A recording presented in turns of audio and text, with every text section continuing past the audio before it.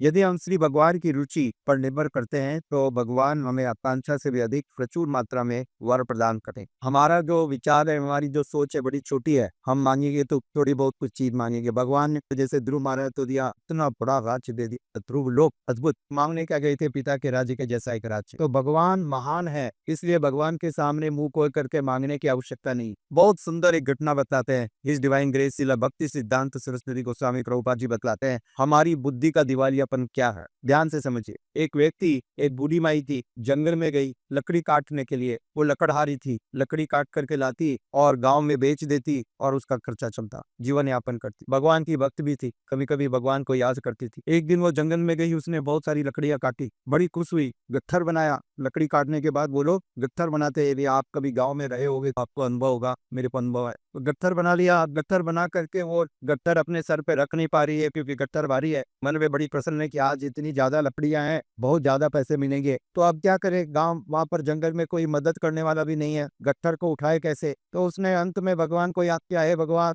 आप मेरी मदद करो। भगवान प्रकट हो गए, उसने हृदय से याद किया था। भगवान ने पूछा मैं क्या चाहती हो, तो कहा ये गट्ठर उठा के मेरे सर पे रखवा दो। क्या कहा, गट्ठर मेरे सर पे रखवा दो। भगवान ने उठाया गट्ठर, मदद की, सर पे रखवा दिया। माई चल करके आई घर पे, उसने गांव में उस लकड़ी को बेचा, बड़ी पसंद। अब आप सोचिए कि स्वयं भगवान सामने आए थे, वो भगवान जो वरद हैं, जिनका नाम है वर देना, जिनका काम है, जिनका स्वभाव है, और यदि उनसे वो पूरे लोक का राज्य भी मांग रही थी तो वो भगवान दे देने में सक्षम है, दे दे के। परंतु उसने मांगा क्या, ये गट्ठर सर पे रखवा। तो यह है हमारी बुद्धि का दिवालियापन। इसी प्रकार से हम भगवान के सामने आकर के मानते हैं। इसलिए अपने इस मुंह को, इस बुद्धि को सीमित रखो। भगवान क्या दे सकते हैं इसकी हमको कल्पना भी नहीं है, और क्या देना चाहते हैं, ठीक है, what he can give, what is his plan, we do not know. और हम तो अपने भविष्य को सत्यानाश कर देते हैं इस प्रकार से मानकर। वो भगवान अंतर्यामी है, हमारी सारी आवश्यकताओं को जानते हैं, हमारे भूत भविष्य और वर्तमान को जानने वाले। सुदामा ने भगवान कृष्ण से मांगा नहीं, मुंह भी नहीं खोला, नहीं मांगा, और वो भगवान उसके हृदय की सारी इच्छाओं को जानने वाले,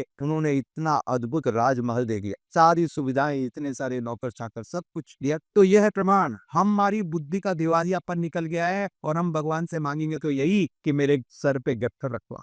राइट, सो बी केयरफुल। हम भगवान के अहेतु की भक्ति